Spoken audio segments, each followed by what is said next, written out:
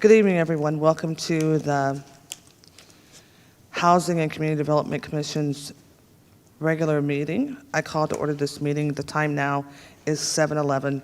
We will stand for the Pledge of Allegiance. I pledge allegiance to the flag of the United States of America and to the republic for which it stands, one nation, under God, indivisible, with liberty and justice for all.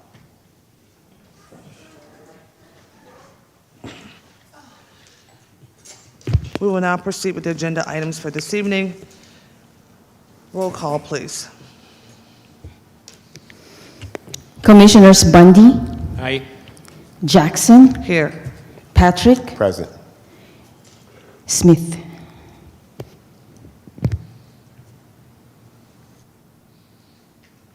Moving on with the agenda items, we will proceed to agenda item number 4, presentations and commendations. Through the chair, we don't have any presentations and commendations tonight. We'll proceed with item number 5, which is the report of the City Council Liaison. Seeing that she is not here this evening, do we have a verbal or written report from her? Through the chair, we don't have any report from Council Member Ledigy. We'll move now to the Community Forum. The Community Forum is an opportunity for residents to discuss items not on the agenda that are within the purview of the Commission. The Commission may not discuss or act on these items, but may require that they be placed on a future agenda. If an item is not within the purview of the Commission, the person may be referred to the appropriate party. Members of the public wishing to address the Commission on action calendar items may do so by submitting a completed speaker's card to the Secretary or via teleconference. Each speaker participating under the Community Forum shall be limited to a maximum of 3 minutes. Do we have anyone on the line? Thank you, Madam Chair. Currently started a timer, which is reflected on the top left corner of your screen for individuals to sign up for the Community Forum. However, we currently do not have any members of the public who have signed up for this item. Feel free to carry on with the agenda. At the conclusion of that timer, I'll let you know if anybody signed up. Thank you. Could you hold the timer at 2 minutes, please? Awesome. The Community Forum is now temporarily closed unless there is a participant. We will come back and address that item. Moving now, we go to the consent calendar items. Consent calendar items. Are there any items on the consent calendar? Through the chair, we don't have any items on the consent calendar. Members of the public who wanted to address the consent calendar items may do so. Are there any callers on the line? None at this time, Chair. Great. Increase that timer to 3 minutes. We will proceed on with the agenda. Written communications, item number 10. Do we have any written communications? Through the chair, could I'll we make that have, motion to approve the agenda. I second. Oh, thank you so much. Roll call, please. Commissioners Bundy, Aye. Jackson, Aye. Patrick? Aye. Thank you. Thank you so much. Great. Item number 10, written communications. We have none, you said. Report of the Commission and Secretary. Looking in your packet, I have the report of the Secretary, and there are no items on there. Oh, through the chair, I do have just a reminder for the commissioners to, Brianna emailed a survey for the commissioners. This survey was sent out to all commissioners of the city. So let us know if you've received the email. If you haven't, we'll resend it. Commissioners, please be so advised to look for a survey from Brianna. Also in your packet, Commissioners, you'll find a report of the City Attorney, and there are no items there. And Commissioners, you'll also find a report of the presiding officer and members of the Housing and Community Development Commission. Item number C. The recommendation here is the presiding officer and commissioner may from time to time wish to make certain announcements, request information from staff, and report on items or activity that may be of interest of the commission and general public. Commissioners, do you have any public items or community items you'd like to present? Commissioner Patrick, is there an announcement? There is a food distribution that occurs at Old Path Miracle Cathedral on second and fourth Saturdays. Previously, it was on the first and third Saturdays. In the month of April, this month, it is changing to the second and fourth Saturday between 10 and 11 o'clock in the morning at 500 Arkansas Street for the food distribution for those families that would like to take advantage of that. Thank you so much. Are there any other announcements or community items to discuss? I do know that the new North Bay Family Foundation is hosting a youth program on April 19th. It starts at 12 noon at Big Slide Park. It is an Easter egg hunt. My understanding is that there will be 3,000 Easter eggs out there for children along with prizes. They are also catering this event, and it's meant to be the first stepstone into launching more community and children-related events. We're having it in the Benicia Park just because of the facilities, but we're looking to bring it back to the city of Vallejo. Thank you so much. Item number C, moving on to item number D, is report of ad hoc committees, and there are none. Commissioners, this evening we ask for reports from our staff, and due to their good work and diligence, we're able to look at items that have been presented as well as updates. We will move on to agenda item number 12. Sonoma State's Project and Neighborhood Stabilization Program updates, and we have Jillian here this evening, our Assistant City Manager. Thank you for taking time to be here. We really do appreciate it. We look forward to your presentation. Thank you for having me, Chair Jackson, Commissioners. It's a pleasure to be here this evening, and I appreciate all the hard work that you all do for this community here. Important work. This evening, first we're going to have Community Housing Development Corporation present kind of the status of where they are on their project, and then I, on the staffing side, am going to go through a little bit of a history and next steps for the Commission to comment on. So with that, I'd like to turn it over to Community Housing Development Corporation. CHDC. Is there a representative, I believe, online to do the PowerPoint? Perfect. Hi there. Hi, Carol. Oh, got to unmute you, Carol. Oh, I see Joanna. Hi there. Hi, Joanna Griffith, Assistant Director of Real Estate Development for CHDC. I also have with me today Carol Core, who is the lead project manager for the project, as well as Rebecca Kilmartin. And so we have a brief slideshow presentation with an update, and Carol Core will be presenting today. Good evening. Thank you. Yeah, so thank you for that. Let's go to the next one. I think next slide. I think so. Here's the agenda. Brief overview of the team that Joanna is going to go over. I will go quick project update, and then we'll have Rebecca. She's going to speak briefly to the timeline and the cost projections, and then we'll open it up to questions and answers. So again, very brief. Carol, can you go back to the first slide and just show them the sure. proposed rendering that we have for both projects? Yes, so there's two sites, and our architect is HKIP, and they have done some very great work with the feasibility analysis and mapping, and put together these 3D renderings to give an idea of what these two buildings would look like across the street from each other. And if we can go to the next, and then hand it over back to Joanna.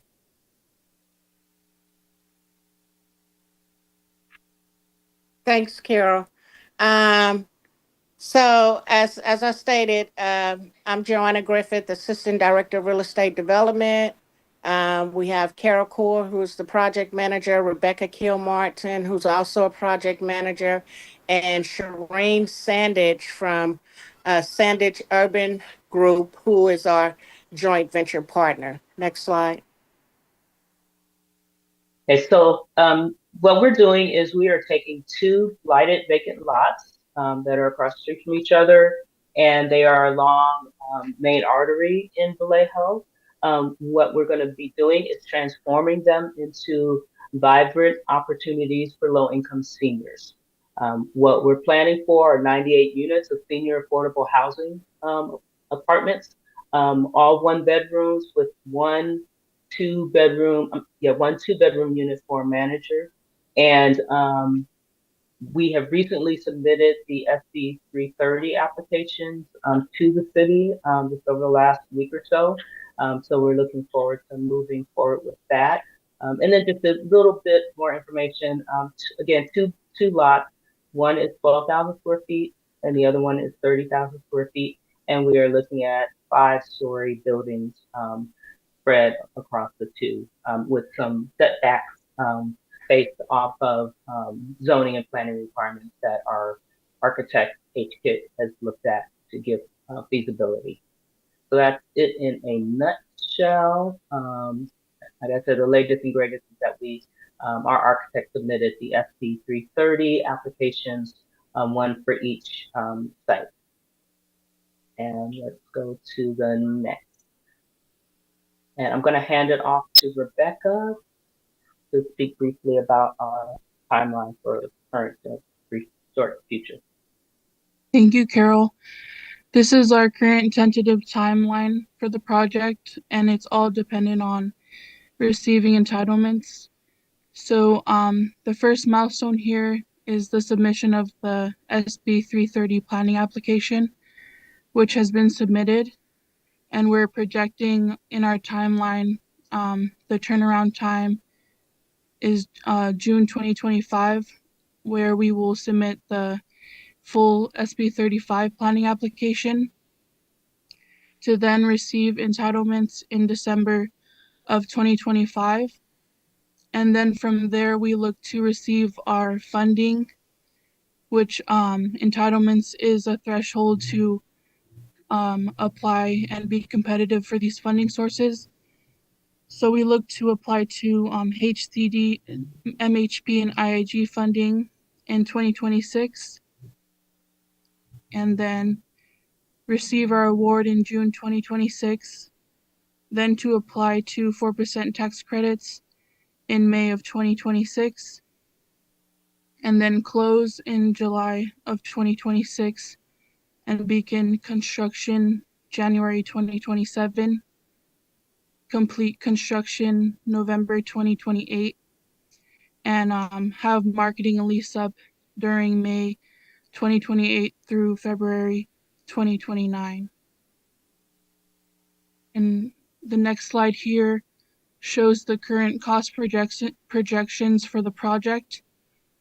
Our total development cost is 89 million, and we have some cost comparables for projects that are currently in construction. They're smaller developments, but the cost is pretty comparable. Right now, Sonoma Estates is showing about 900,000 per unit, and we have our sources of funds on the right as well as our uses of funds.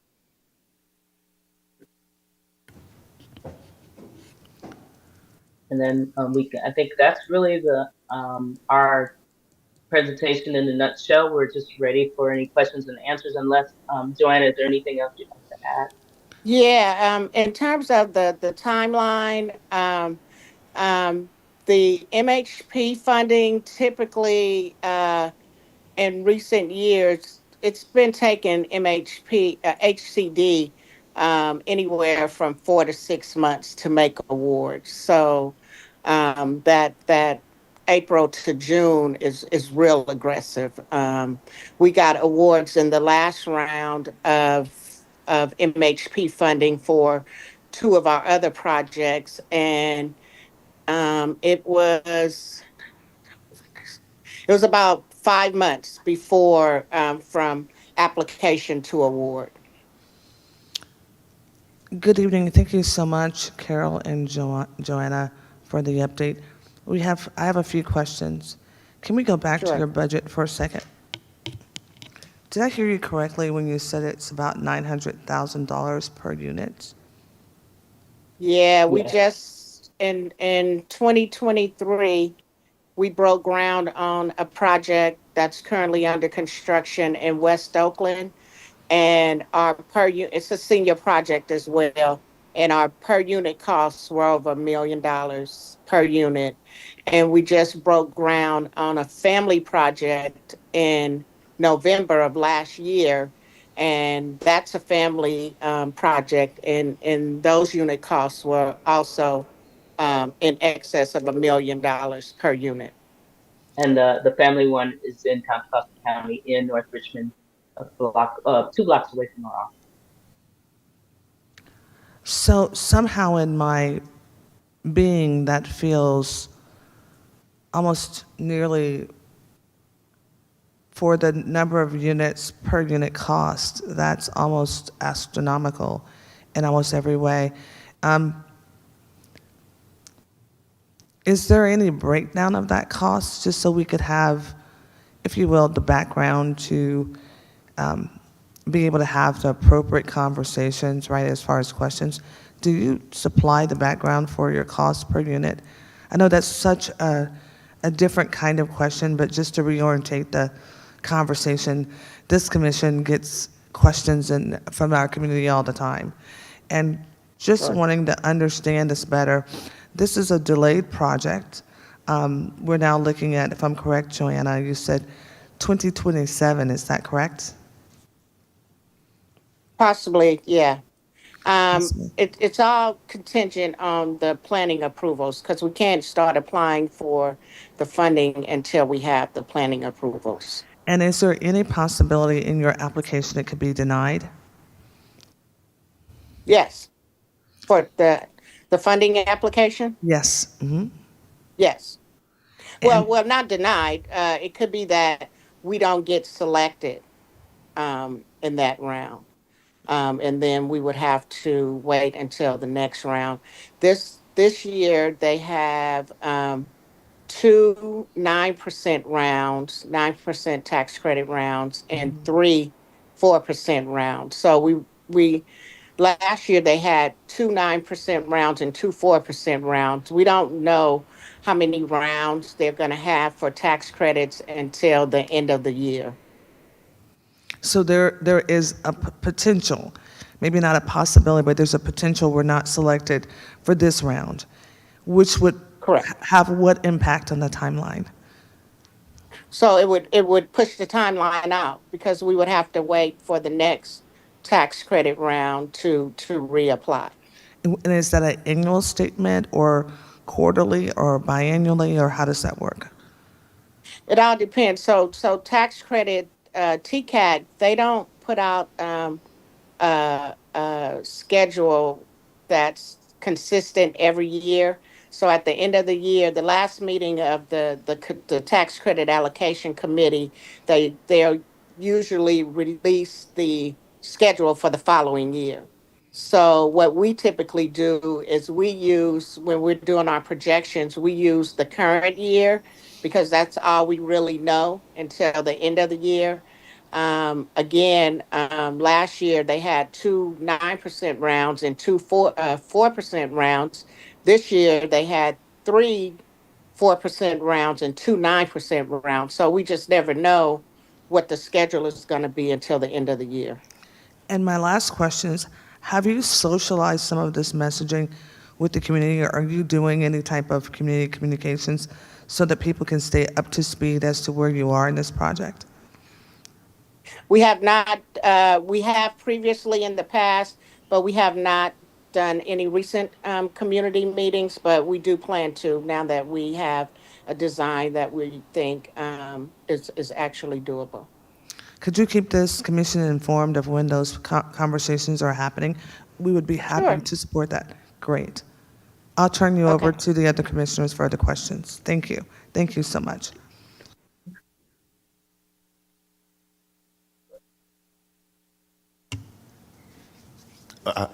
Yeah, I was wondering about the location now. It says Sonoma, so obviously it's on Sonoma. Is it Sonoma and Magazine Street, or just exactly where is that proposed development?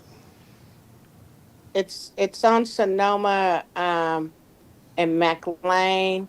Yeah. It's close to Magazine Street. I believe the other cross street is Lemon, I believe.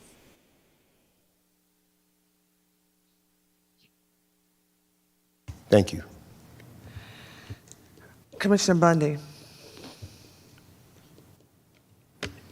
I- For me, I think more than anything else, I'm just left confused. Personally, I have no idea how this project went from like an 11-unit project at $9.3 million projected cost, to now a projected cost of $89 million. It's, So so initially we were proposing a homeownership product for sale. But with the increase in construction costs and interest rates and insurance, the cost to build the home ownership units were in excess of $1 million. And so when you're talking affordable housing, home ownership, you know, who would that be affordable to? And so um, we decided to switch gears and do a rental project where we know we could get state funding and federal funding to make the project work. So, Joanna, for the sake of Sure. those who are hearing this meeting or may come back later and listen, slow that down just a little bit because I think that was a very important point you just made. Originally, it was supposed to be a home ownership project, Correct. and the cost for that project was a little over $9 million. Is that correct? Correct. And because you felt like who could afford $1 million, something like that, 800 to $1 million per unit, it didn't make sense.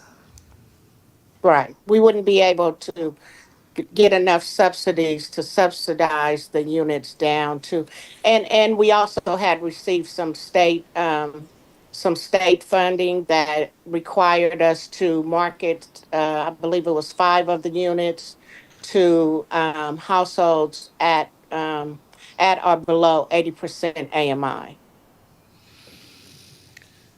Okay.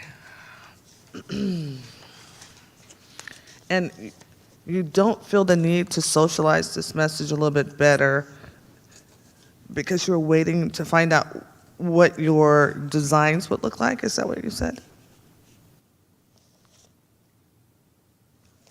Jenna?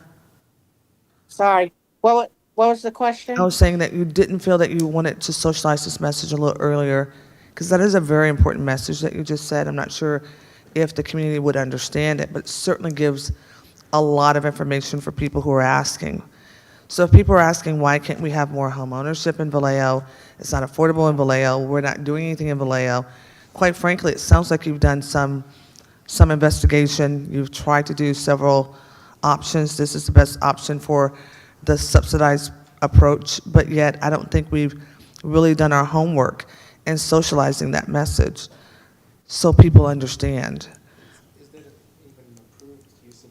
Yeah, I don't believe we've socialized it to the community, but when we came to the commission, I believe it was in September of last year, we mentioned that we switched from homeownership to senior rental because the homeownership units were just too costly to develop.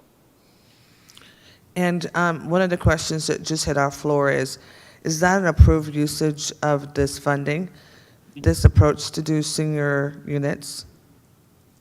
Yes, tax credits, state multifamily housing program funds, yes. Okay. All the funding sources that we've listed in our projected budget, they're all sources of funds that can be used for senior rental housing. Okay. All right.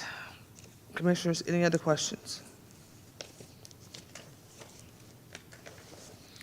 We just got your packet this afternoon as we walked into the meeting, Joanna, so just give us 1 minute, okay? Okay. And through the chair, staff does also have a presentation as well, just so you know. Okay, thank you. And just remind me again, Joanna, you are a nonprofit, am I correct? Yes, we are.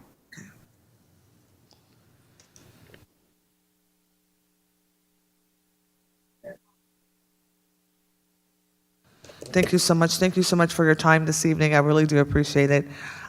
This information is very helpful. Carol, thank you for presenting those designs. They look really good. I can't wait to see the message that you share with the City of Vallejo. Please, again, keep us informed, and we look forward to the next update. We'll move on in the agenda. Thank you so Thank you. much. You're welcome.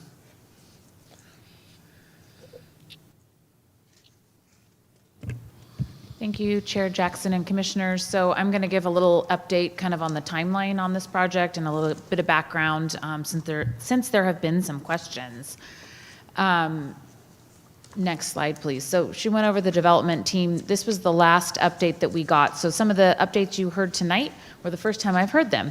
Some of the price per unit and some of the cost changes and the elevations looked really nice. We haven't seen those either. And this was the prior development team. It looks like it's changed once again. There's a few different people involved, but we can move forward to the next slide, please. So again, this is CDHC. They started in 1990. They have 30 years of operation as a nonprofit. This is their mission. They provide affordable housing development, homeownership, property management, equity in housing, and all the things that you see listed here. They've worked in Contra Costa County, Alameda County, and Solano County. Next slide, please.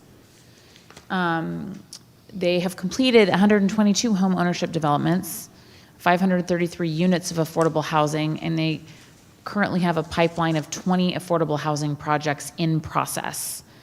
And this is a picture of one that was completed in 2023 in Richmond, Hacienda Heights. Next slide, please. So just kind of want to review some iterations that I've gone through over the years here with this development team. As she said, we started out with some home ownership, some townhome units at 9.3 million, as Commissioner Bundy identified. We looked at triplexes. We looked at having shared driveways and quad lots. They did come to us with the condo map at some point, but there was confusion of ownership over property lines and what that meant for airspace only. So we worked with their engineer on that and tried to find a path forward. That didn't result in a fruitful project. They came back with a small lot subdivision with the tiny ADUs attached. That at that point was like a 77 million. We kind of really got into this conversation of when you are a low-income resident buying a home, and then you have an ADU attached to it, once you start getting rental income, it kind of kicks you out of that affordability. So then there was a real issue with this isn't going to help low-income family owners. So that didn't work. That was in 2023. And 24 is when they came forward with this 98 senior affordable housing unit apartments between 89 and 90 million. There's been a lot of changes in the project team, including 2 engineers. Let's see, I started working on this I was aware of it in 2020, but I started to oversee the housing department in 21, 22.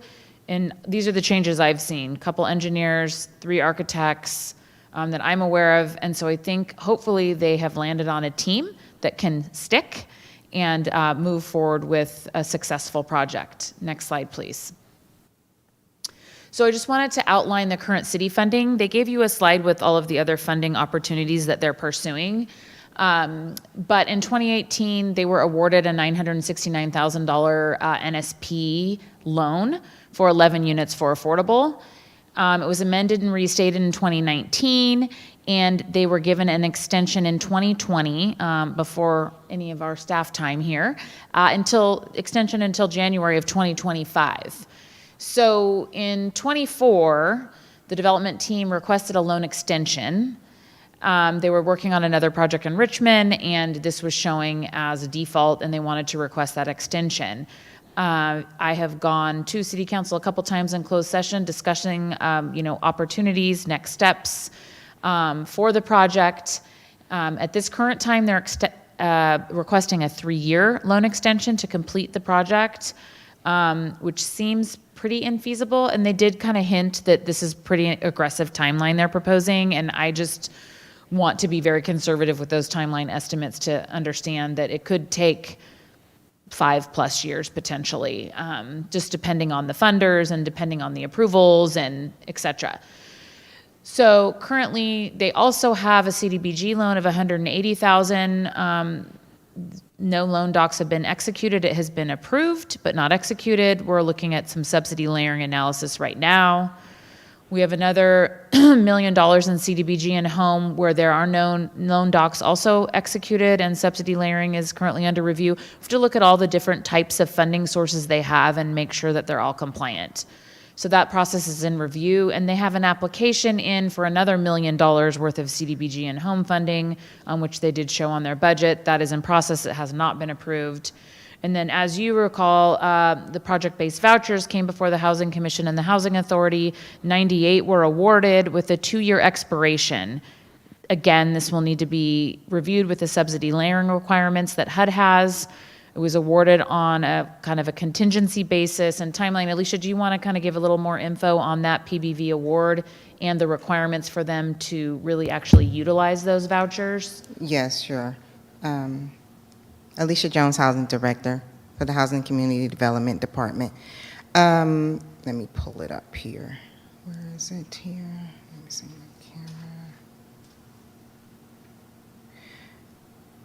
my camera. So CACD received a PBV award contingent upon several items. In the award, one of the items is to apply and successfully secure California tax credits for the 97 units. They identified 98 units, but one unit is a 2-bedroom manager unit, which would not qualify under project base. So it would be 97 units.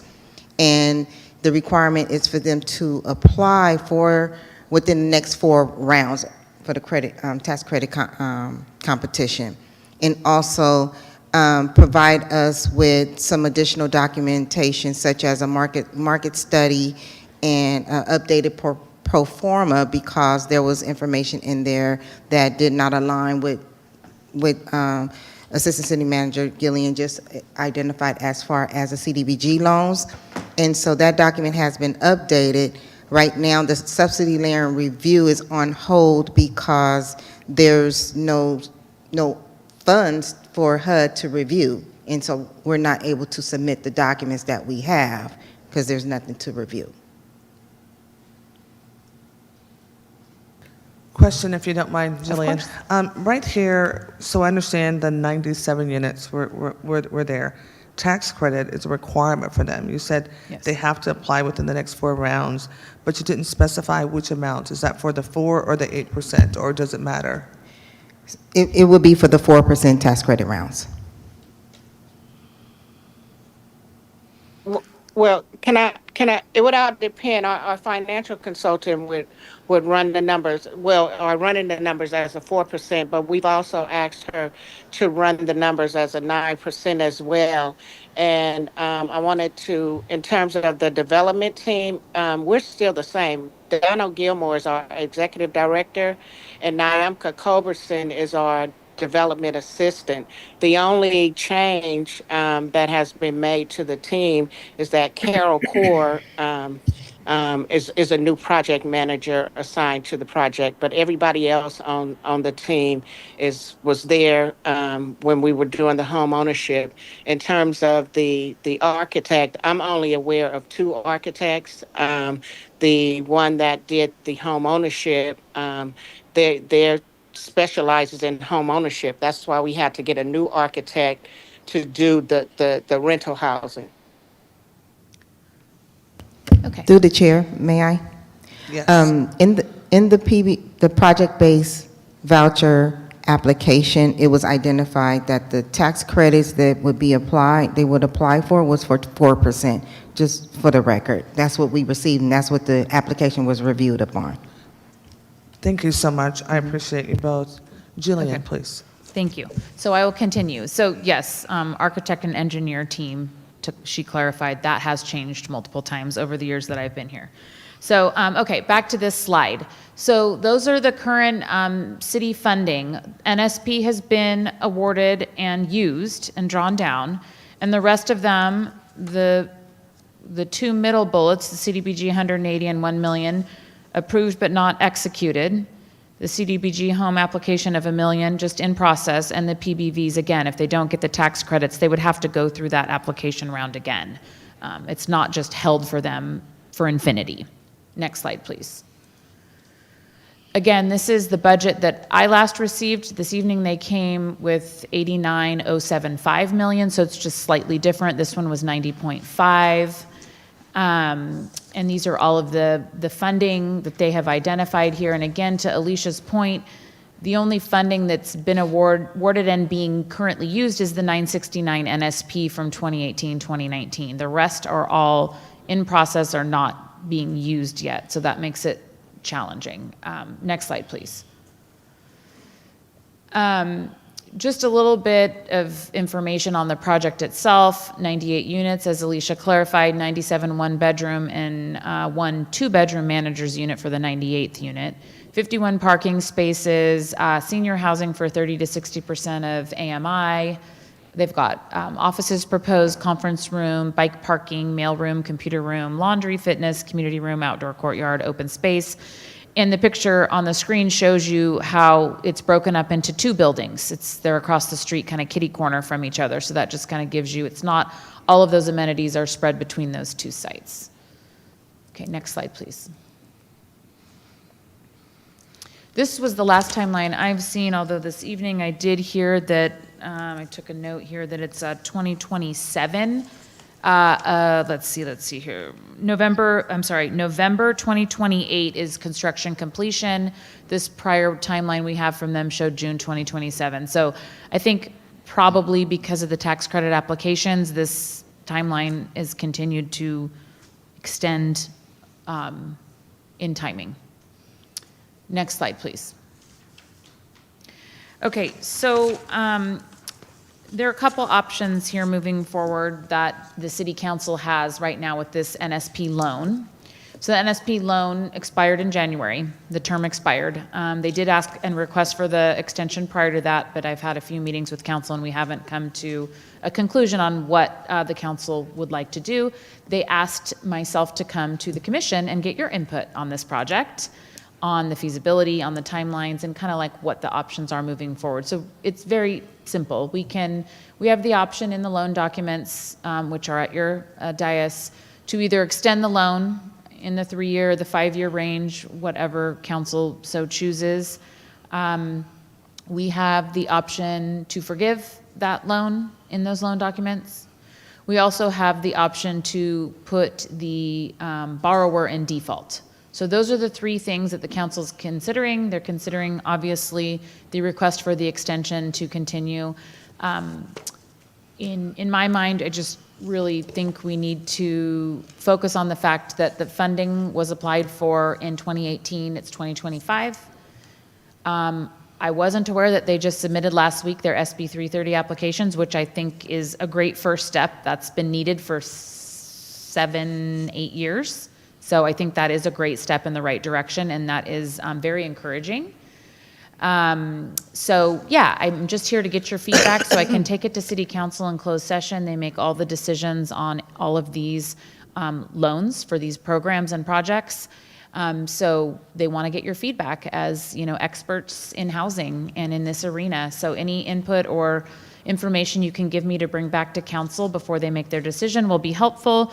And if there's any additional information, I'm happy to get that for you. As I said earlier, we were chatting.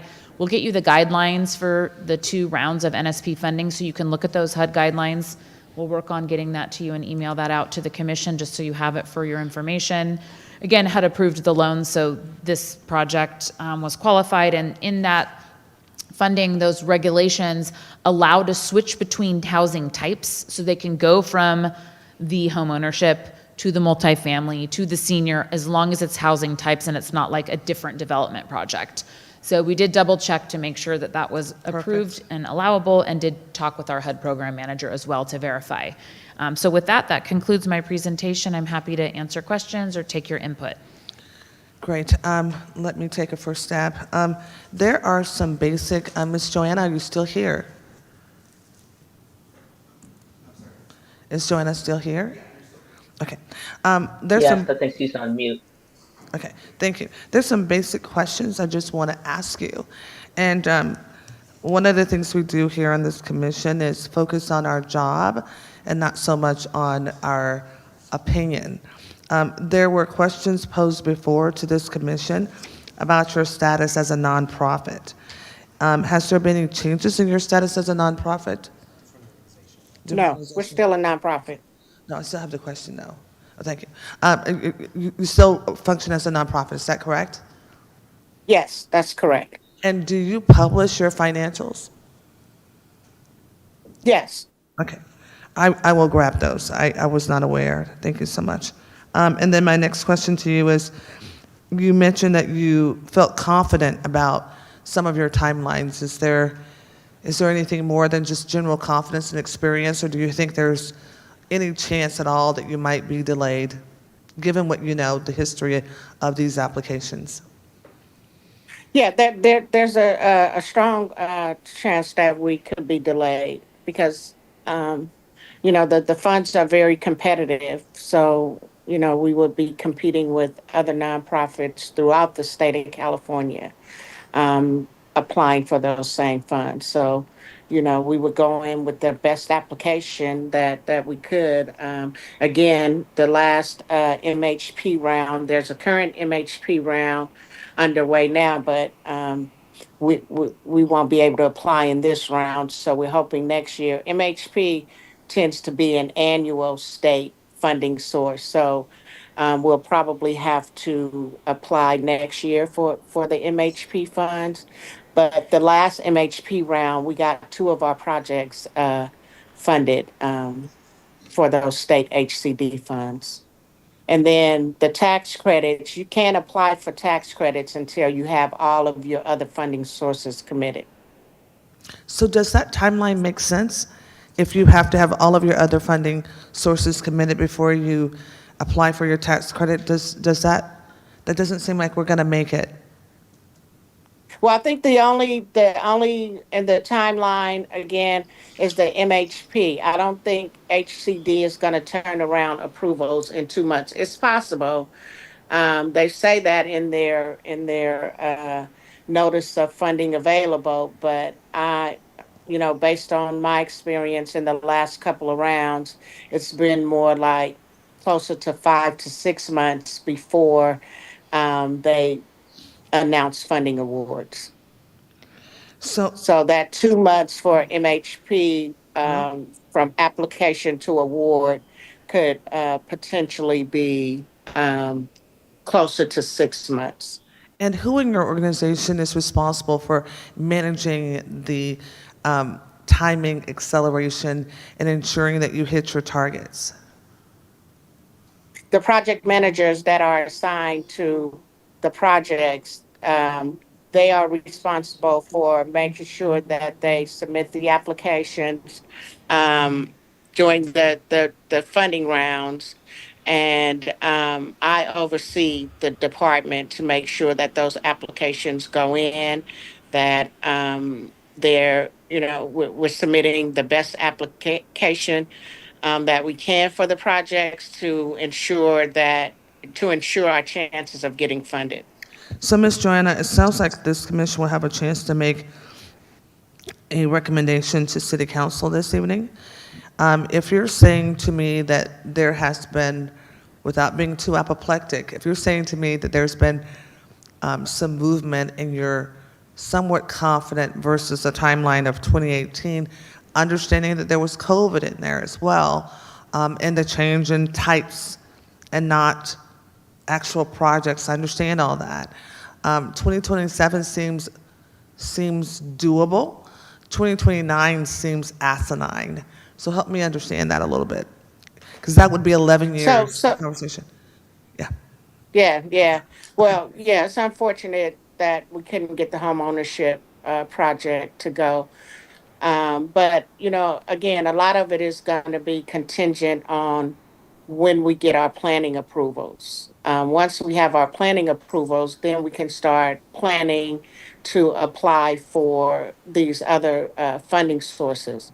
without, so the entitlements, that's a threshold to us being able to apply for those funds. So if we, um, if we have our planning approvals, hopefully, we're going in under SB 35, which is a 90-day approval process. However, it's 90 days from when the city deems the application complete. So the process is we submit the pre-application, which is the SB 330, which is what we submitted. And typically we vet out everything, anything that could potentially be an issue when we do the full application.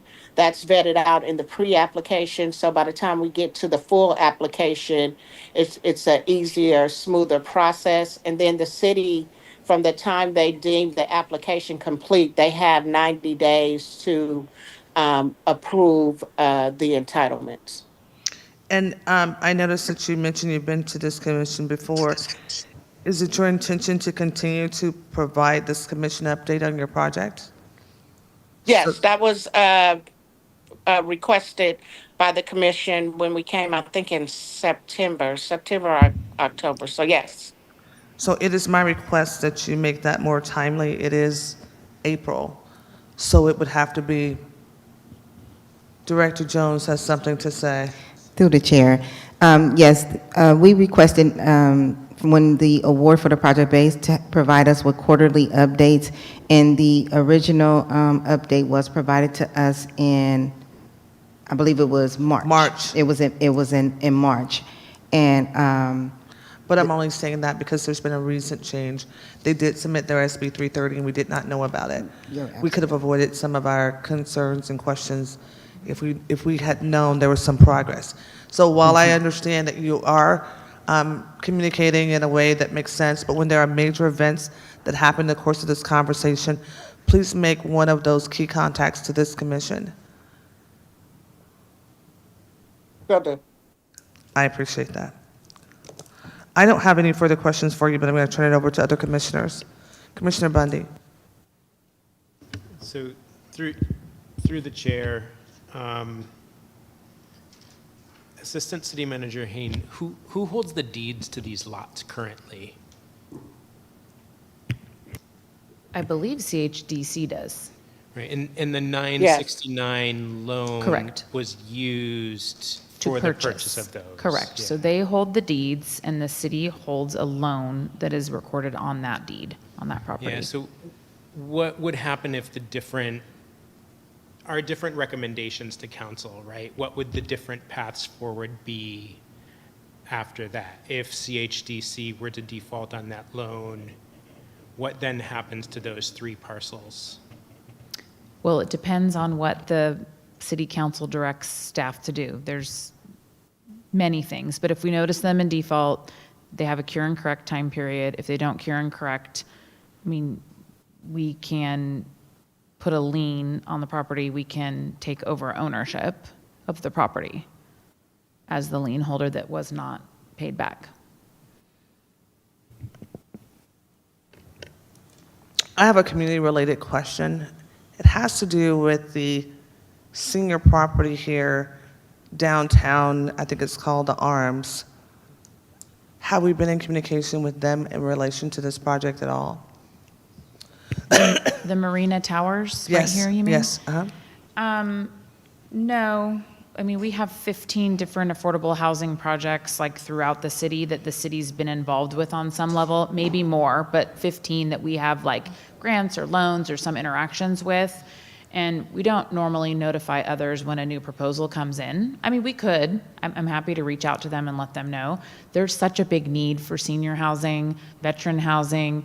I mean, you name it. Foster youth. We can go into all these programs in this city that I don't think it would be an issue, but I'm happy to reach out to them or have CHDC reach out to them Okay.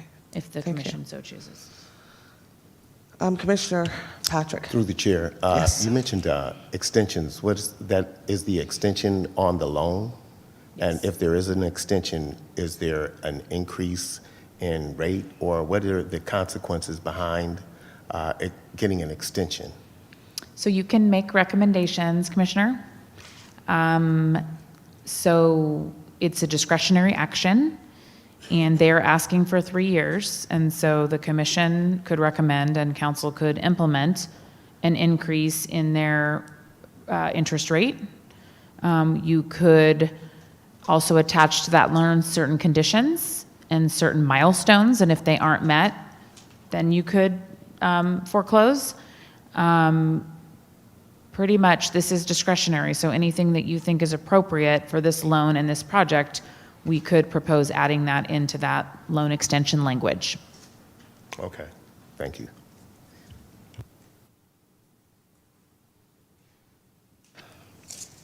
Director Jones, in your conversation, you mentioned about the application 4% being acceptable. Where's that written down? So in the application, it asks a specific question about applying for tax credit, and in their response, they identified that they would apply for the 4% tax credit, California tax credits. Okay.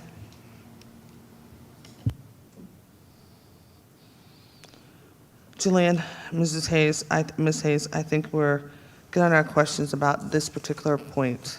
I think there is lots to be said, and Ms. Joanna, again, I applaud you for being here.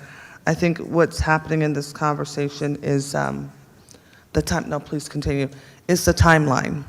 So, we've had some goals for the city in a way for this commission to take action on, and we're really trying to focus on the things that are our job as a commission, and make really good, strong decisions that benefit the whole community in the wholesome version of that word.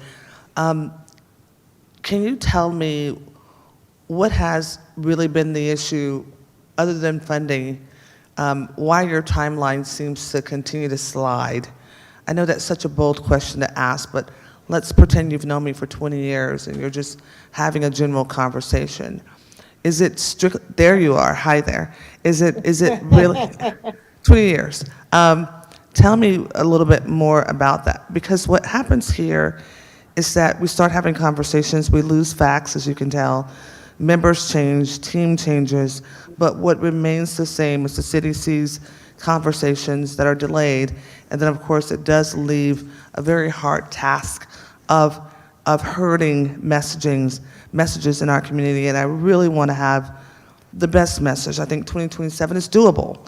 I do. I think it's doable. I think the fact that you mapped it out and you've made some strides, not you, but this project. I also love your track record. You've done this before.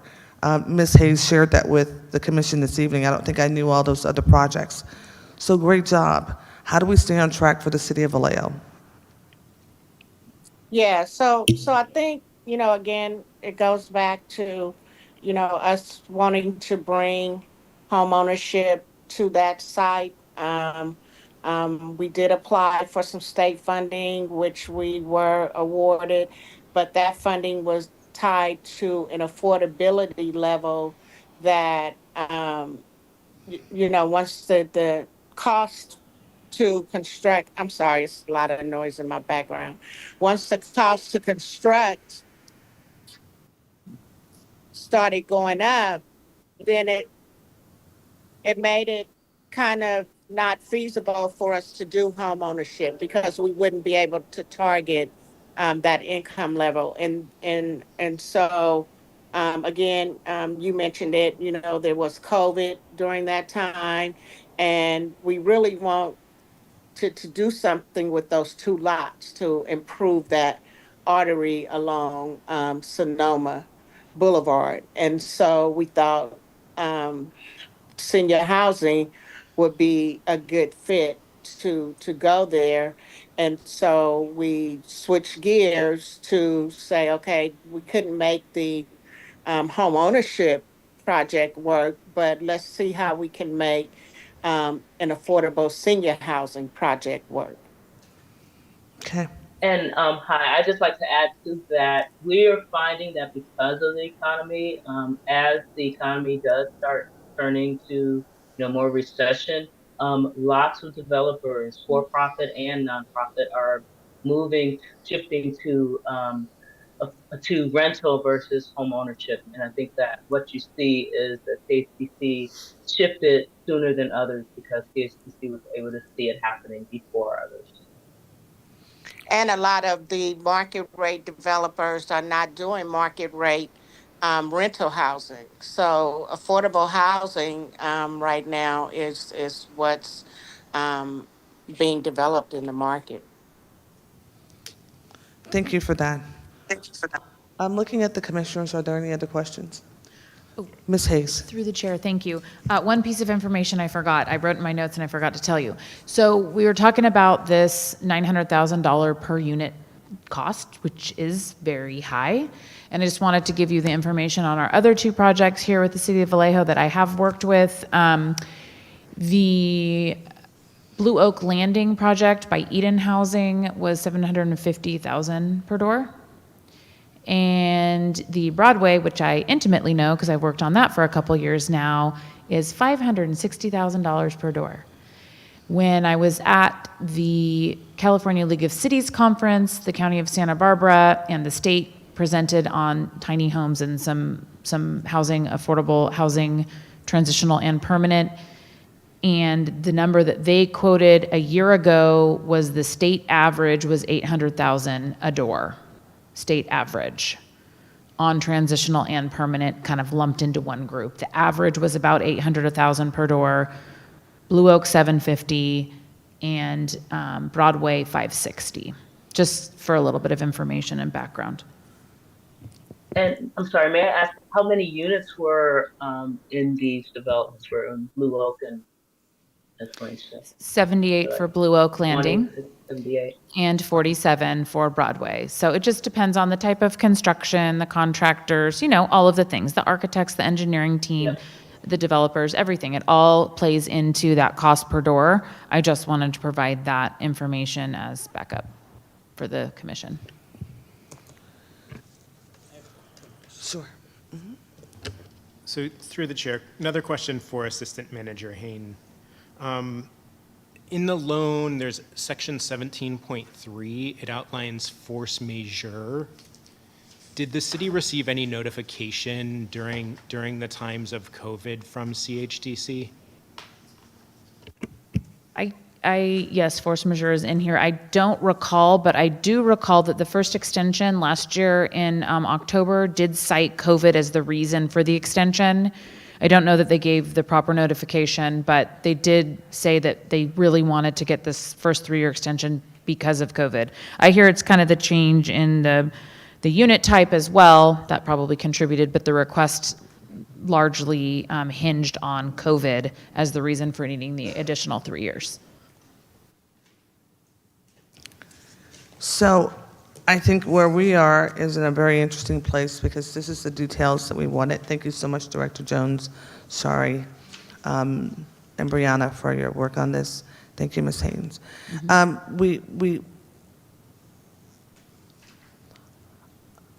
I most likely will tell you my recommendation because I think it's very interesting and it's just mine. I'll talk to the commission. There's something about this project that feels like it needs some movement and some consistency, just a little bit.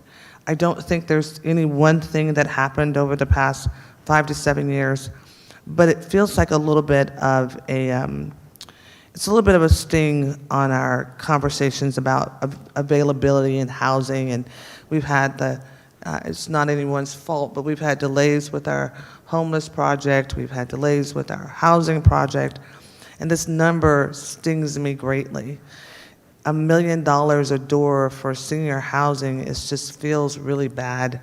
And so as we look at the extension project, or the question about extending, it sounds like there's some great things happening as far as, submitting your applications, looking at different projects, going with an aggressive timeline.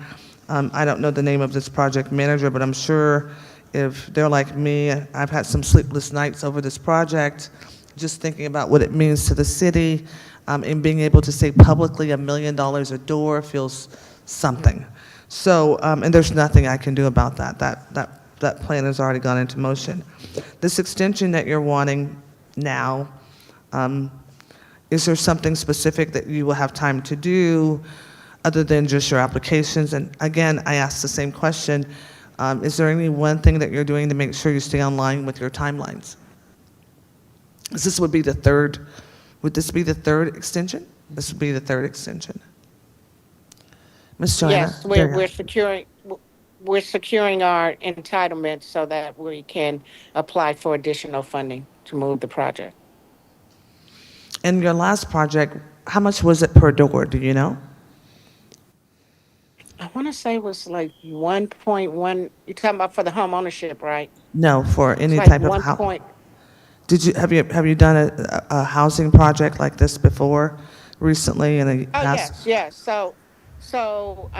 Our senior project in West Oakland, it was a little bit under 1.1 million per door for senior housing. And we started construction on that one in September of 2023. And and I think that was the numbers that was in the slide show presentation, those two projects. And I think Legacy Court, which is the one we just started in November a few months ago, I think that one was a little bit over 1 million per door. And that was a joint venture with Eden Housing. Okay. Thank you so much. I think I have all my questions answered. You've been very much helpful in helping this commission understand. Are there other questions for her? Thank you so much. I turn it back over to you, Ms. Hayes. Do you have additional information? Yes, just letting your project team know, planning just did verify that they did submit the preliminary review applications but have not received payment. So they're not really submitted until you pay for it. That timeline doesn't start. So just wanting to make sure, because I didn't know they were submitted, so I think the commission deserves to know that. Yeah, so we have Yes, the check. Oh, go ahead, Carol. I was gonna say, I'm gonna drop it off on Monday morning, Okay. the check for the two applications.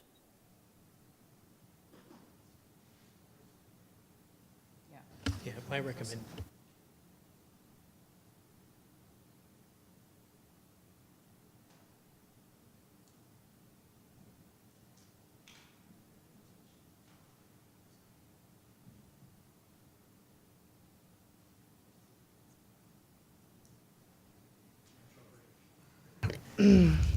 Okay, so I think what we're trying to understand is the plans were submitted. There, we have them, you confirmed. They have not been paid for. Correct. Okay. All right, and you're dropping it off on Monday, you said, is that correct? Yes, correct. Okay. The architect submitted to the city within the last week, and we have the check that I will drop And, off and because I remind don't me, work. and remind me again, who is the project manager for this project? I am Carol Core. Okay, Carol, Core, okay, got it. We, we need to take a quick 2-minute, so if you ladies want to hang on for just a second, we're going to listen to Ms. Hayes and her next part of her presentation and come back to you in just a second.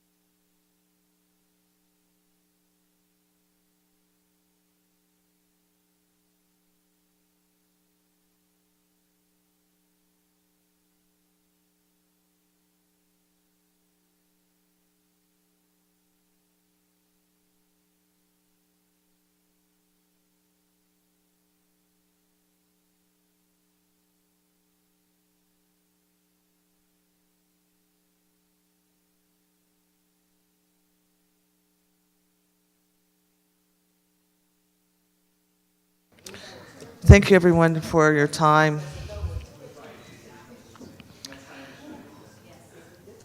So, Ms. Hain, is there anything else you want to bring to our attention?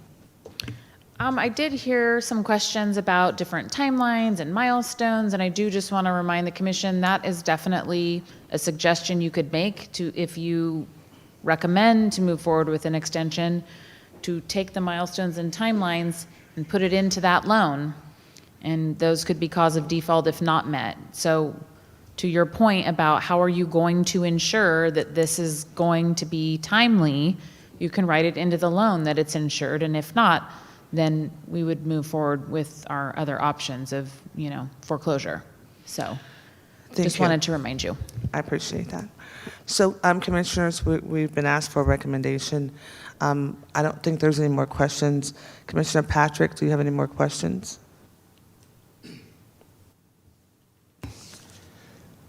In the case of a foreclosure or exercising the other consequences, would we have nonprofits set up or in line to pick up the pieces?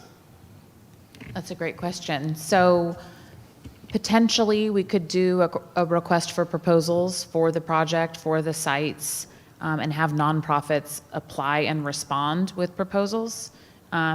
There are several in the area that we work with. And so if we did go down that road, that's probably most likely what we would do an RFP.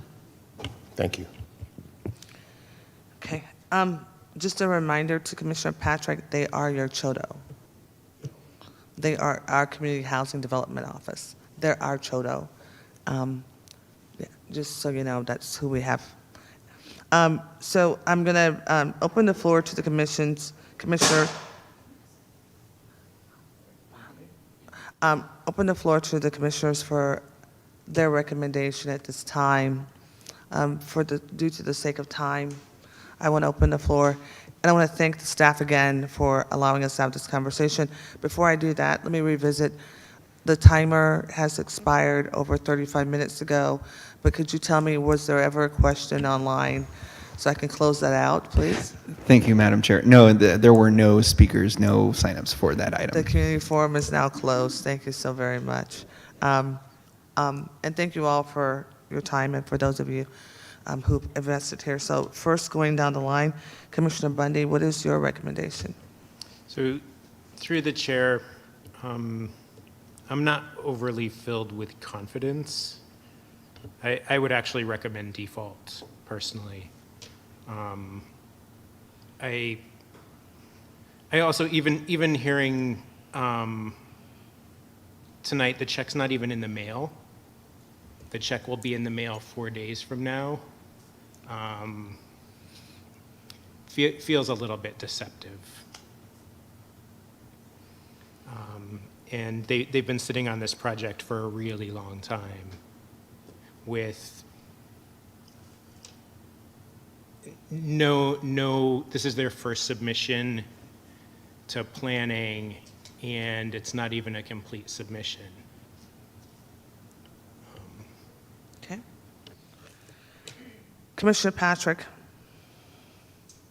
My recommendation is a little more optimistic in that I maybe perhaps I just haven't followed it through historically, and so given that I received this information today, I want them to succeed, of course. And so my recommendation is to move forward. And yes. So given both of your exchanges, and I have to,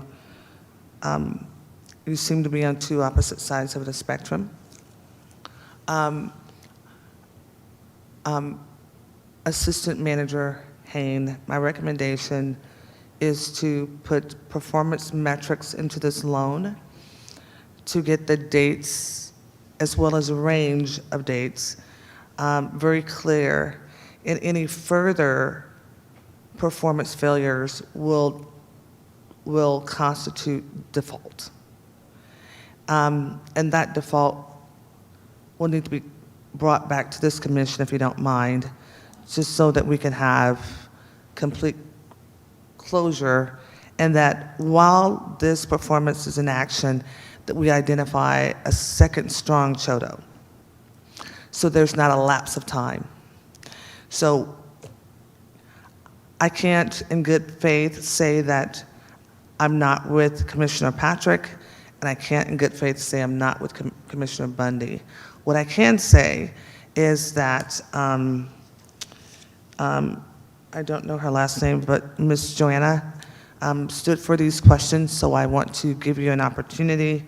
I do recommend that in the future that we have complete conversations. If you're giving a report, please give us all the facts so that we can stay in alignment with you. If there is a plan but no payment, please tell us that so that we can operate in good faith. So it is the recommendation of this Commissioner, Director Jones, that this loan goes into review by City Council, and that there are strong performance metrics that make sense to the community, that benefit the community, and that there's a penalty paid now over time so that we can get to a better place. There has to be some way of getting back on track and build confidence at the same time. And that there is a second CHODO identified who might be able to take over this project should this property indeed foreclose. Commissioner Patrick is optimistic. I am somewhat optimistic, but I do think that there has to be better communication, Ms. Joanna, in the way in which this information is presented. I'm a compliance officer, so I would strongly recommend that there's messaging to the community as well as to City Council around dates and times, and that these reports are kept in a way in which you're able to claw back in the event there is great performance and we win our applications. We want to wish you the best. And I make this recommendation in what I think is good faith for the community, albeit I do believe that a second CHODO might give us some options around price per door, maybe. And maybe that is kind of the impetus of what you need in order to stay on a more agreeable path.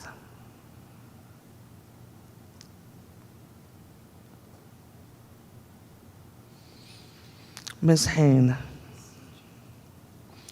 do you feel like that's a appropriate request to the City Council? Do you need us to write that up? Are you confident in what we've said?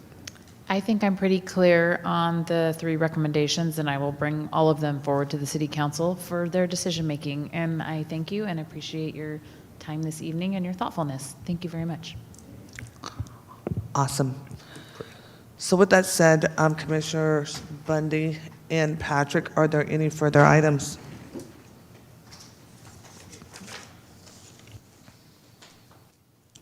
Not for me. I think that's a part of the packet, but I'm not sure.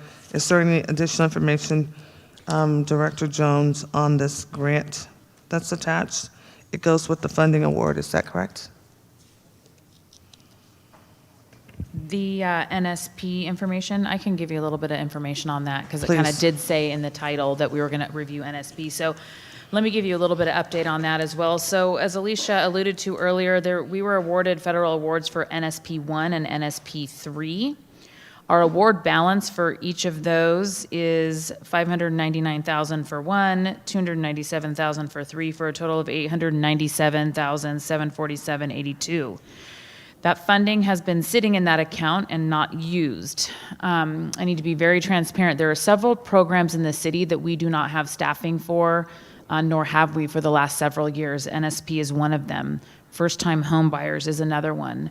Family self-sufficiency was another one that fell off, but we just got back on board with that program because we found some more grant money to assist. The foster youth voucher program is another one that we don't have full funding for.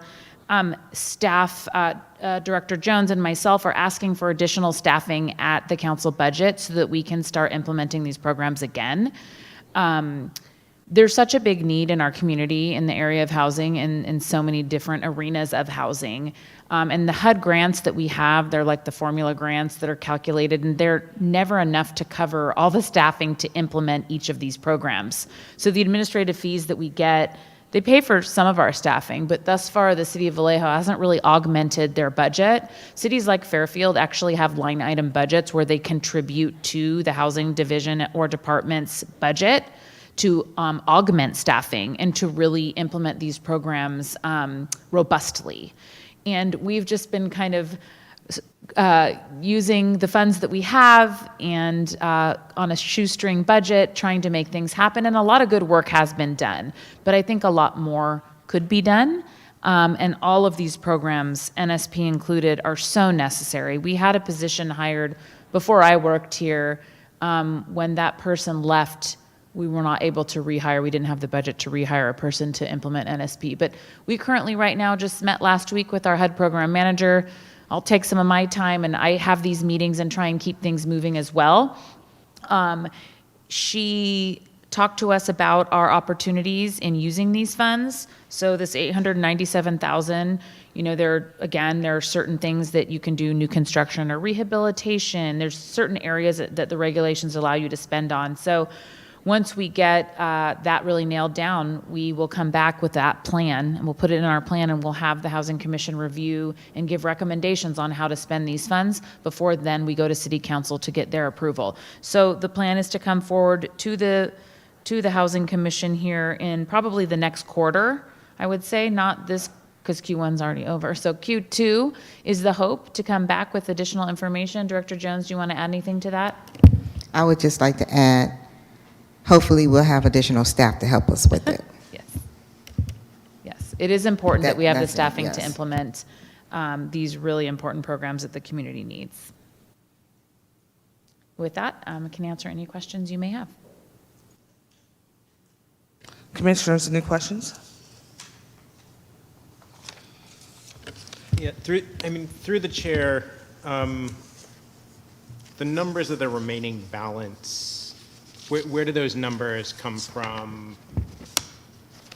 They don't seem to be reflected in the QPRs that HUD has. Excuse me, through the chair. So the QPRs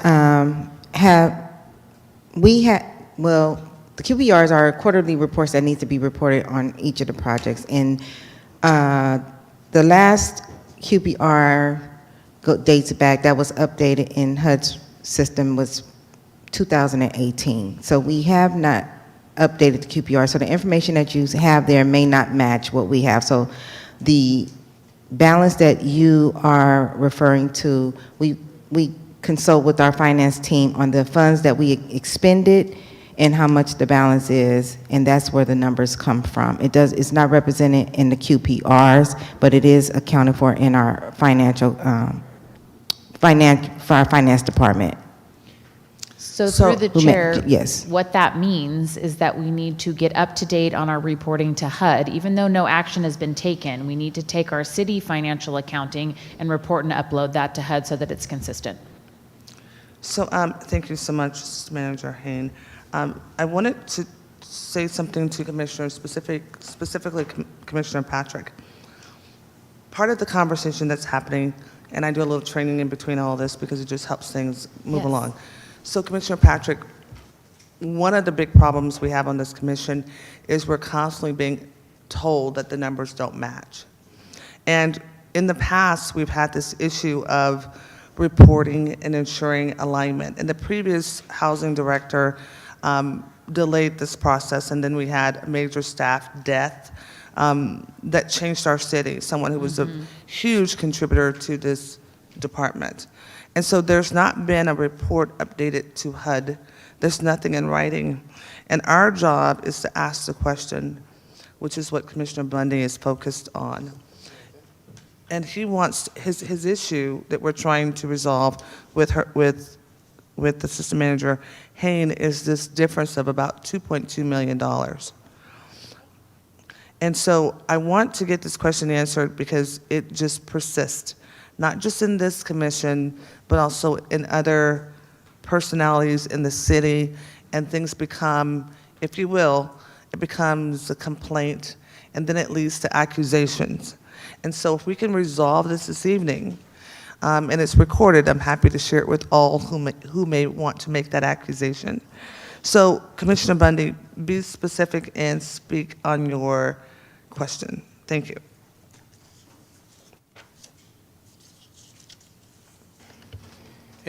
So in the NSP1,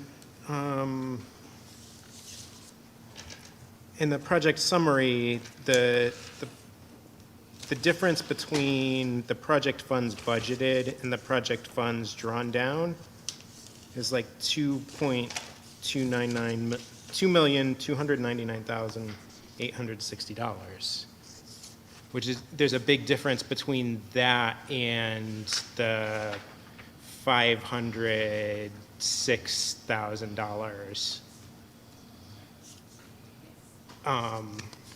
Right, and did Temple Arts happen before this last QPR was submitted to HUD, or has that happened, like, does Temple Arts come out of this money? Okay, through the chair, sorry. So the QPRs that you are seeing right now, they're obviously outdated. So in the email that we sent you, for we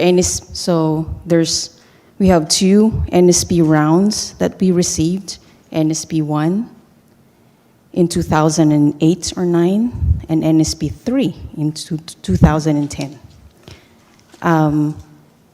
NSP 1, the last QPR that was submitted to HUD was for October 2019 through December 2019. There are 19 pending QPRs. So NSP 3, the last QPR was from July 2018 through September 2018. There are 24 pending QPRs. So the numbers that you're gonna see here are not accurate.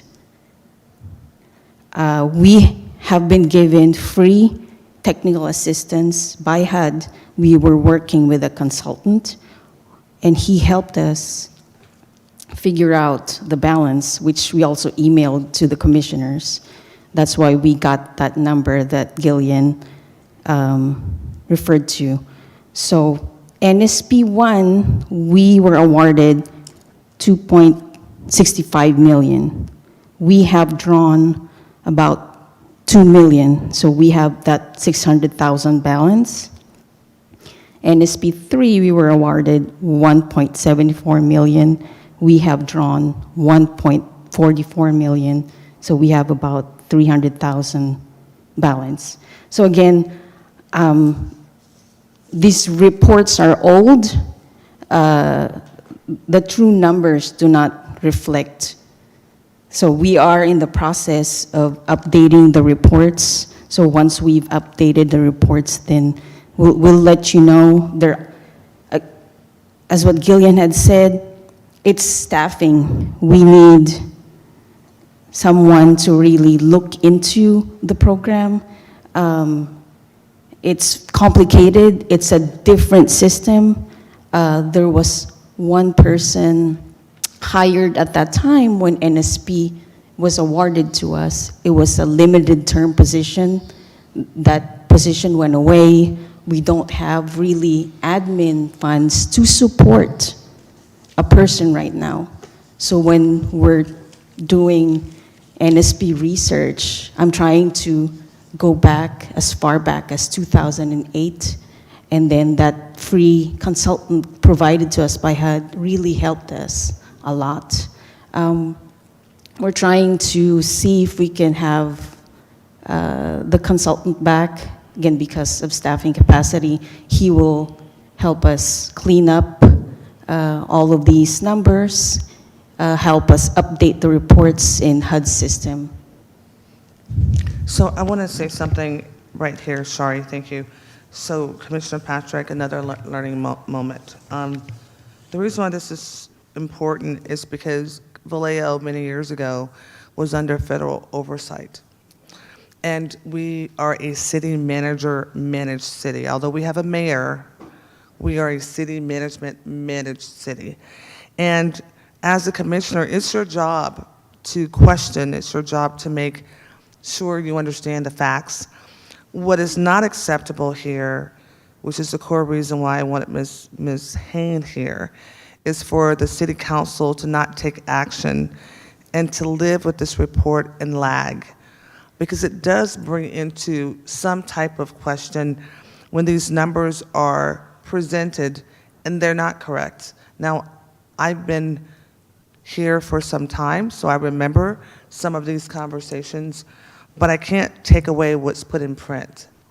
So part of our discussion tonight is for Ms. Haynes to hear this part of the conversation and to stress to City Council just how important it is to get the staff support to catch up, because it does, albeit I think everyone here is our friend, but when there is the persistence of DOJ in our city, and there is things under question right now, it makes it very difficult to be on the same alignment as other goals in the city. So that's a soft way of saying that.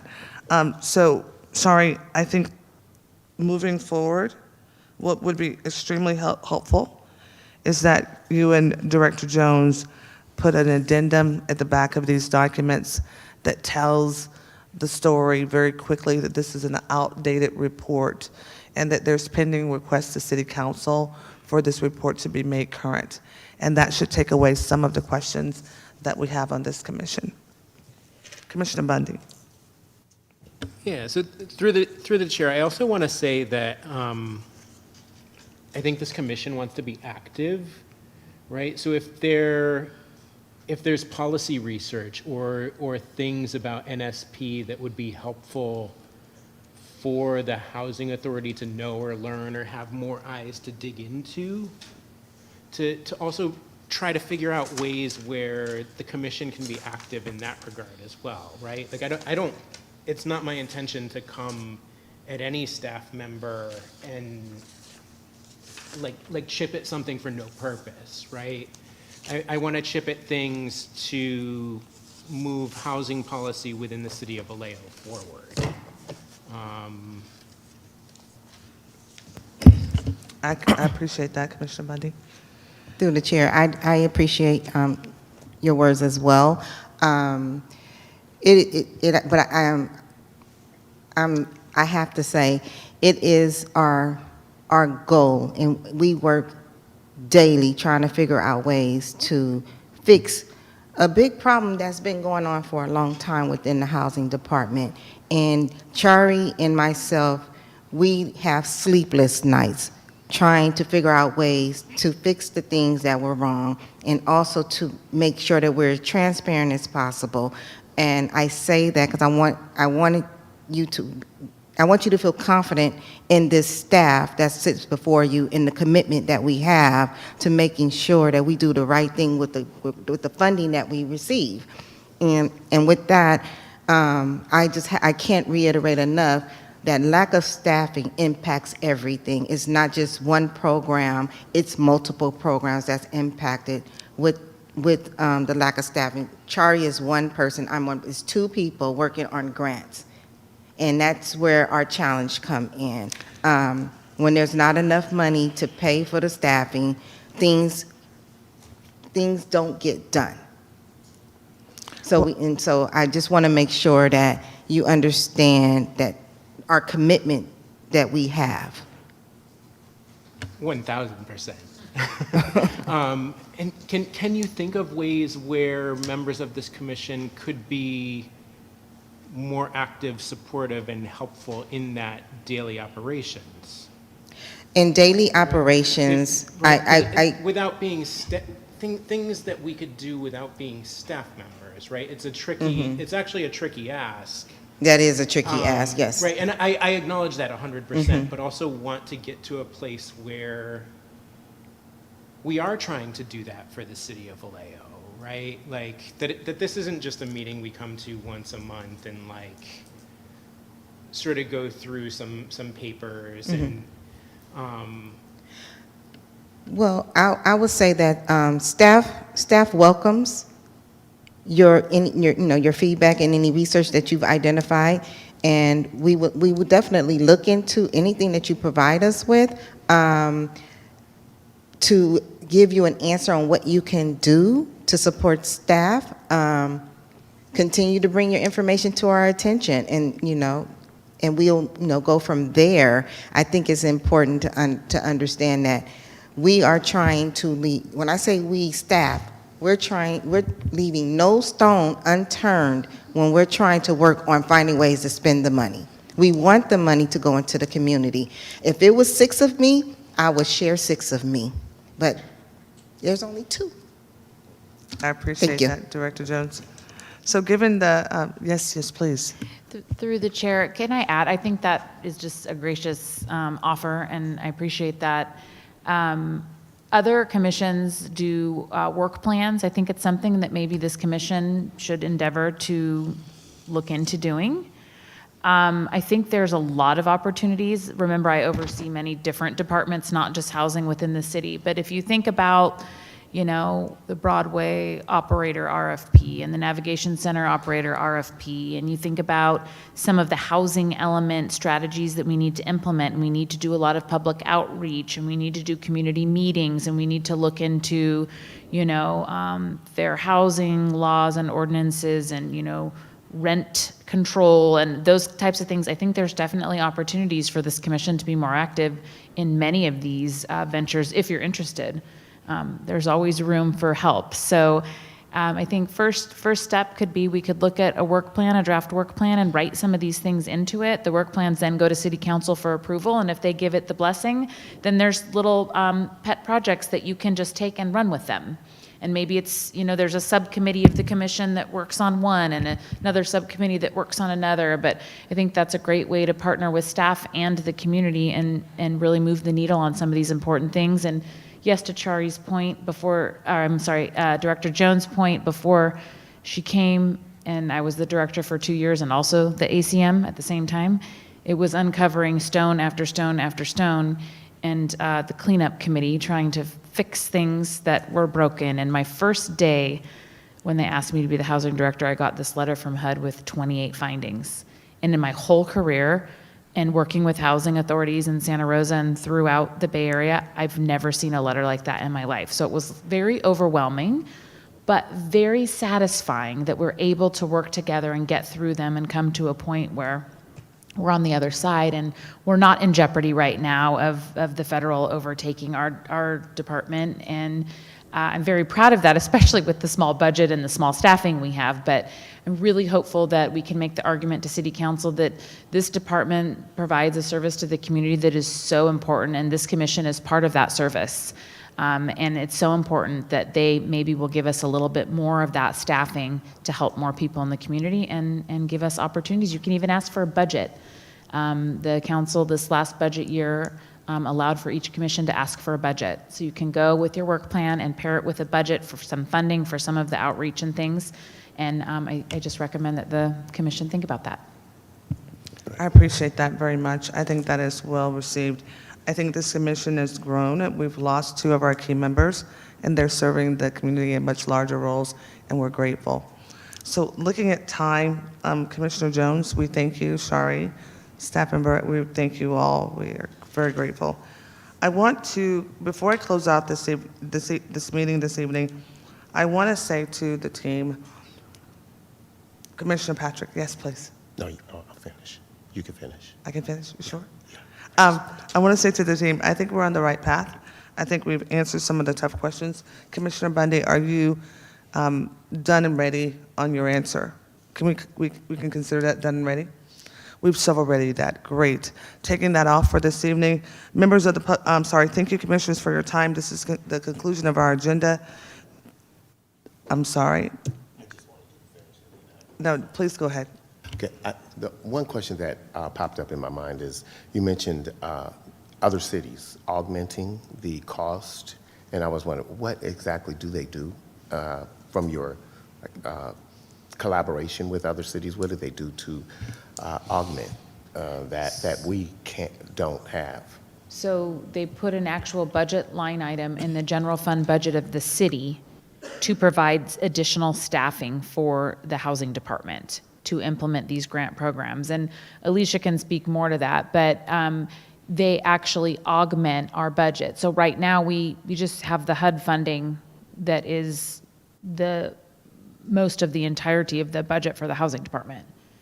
If we had more general fund funding coming in, we could hire the people to implement the first-time home buyer, the foster youth vouchers, the NSP programs, all these programs that we don't have staff for. And so they're kind of just in limbo until we get the staff. So other cities say, hey, city council, we're going to vote and we're going to put, $500,000 a year into another position, or $1 million a year. And I think we can even have Alicia, as you're looking at your work plan and your asks of council, look at some other cities and get some samples of how much and what positions they fund and what those people are working, that staff is working on, for your info. Thank you. Thank you much. No, that's Through the perfect. chair, and I would like to add to Assistant City Manager Gillian Haynes' comment. Cities such as like Fairfield, and in my experience, I've worked with different counties as well that has the multiple grant programs, and each of those cities, they have a housing trust fund that was developed. So money goes in it specifically to fund any discrepancies when it comes to housing, as far as augmenting the funds, because the amount we receive for CDBG is 20% of whatever the entitlement is. And then for home, it's only 10%, which is a very small amount. So knowing that, going in, they have a separate housing trust fund, and that's where the augmentation comes in. In my experience, my salary was highly augmented by, I think it was 52% was augmented of my salary, because it wasn't enough to cover. So that's something, just so you have an idea of what other cities are doing. Fairfield has a housing trust fund.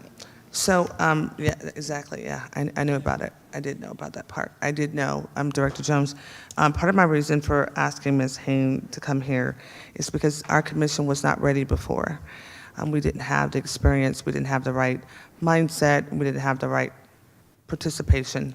It takes commitment to be on the Housing Commission and do a good job.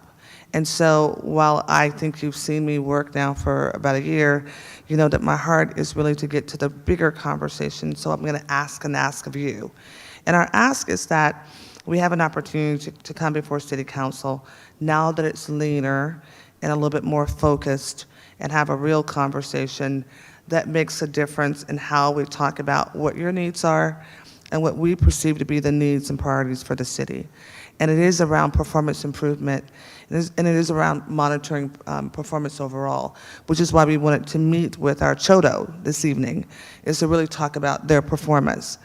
We're excited that you're here and you hear us, and I think a work plan is something that we're willing to take on.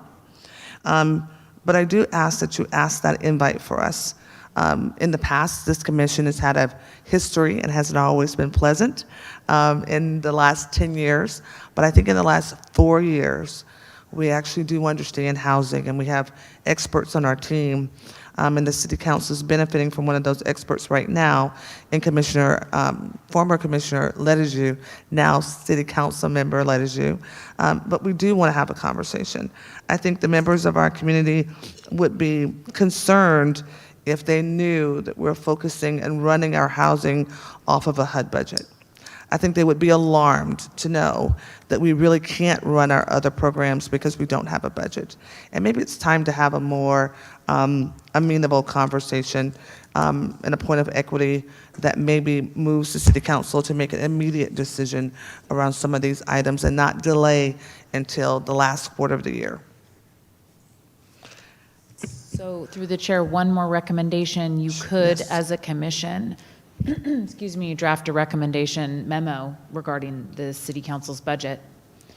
Yes. I don't have the deadlines off the top of my head, but we can email those to you. And Please. at your next few meetings, if you direct staff with some bullet points, then staff can draft it for you and it can come from the commission as a whole. I think that would be really helpful. That's happened from other commissions. It happened from Economic Development Commission last year, for example, at budget time, and then they got their budget request ask to match their work plan. So I think that would be, I think you still probably have, let's see, it's just the beginning of April. You probably have until, I think, May. It's approved in June. So we'll get you the timelines. Please. Yes, Thank you. Thank you so much, Ms. Haynes. of course. That being said, I have to make one special note before I leave. You have an assistant, and her name is, Ms. Haynes, you have an assistant, Natalie. Natalie Peterson. Please give her my thanks. I think the last time she came before this commission, we're a little tough on her, so let her know it was our passion. will. That being said, everyone, thank you for your time this evening. This is the conclusion of our agenda. This meeting is now adjourned.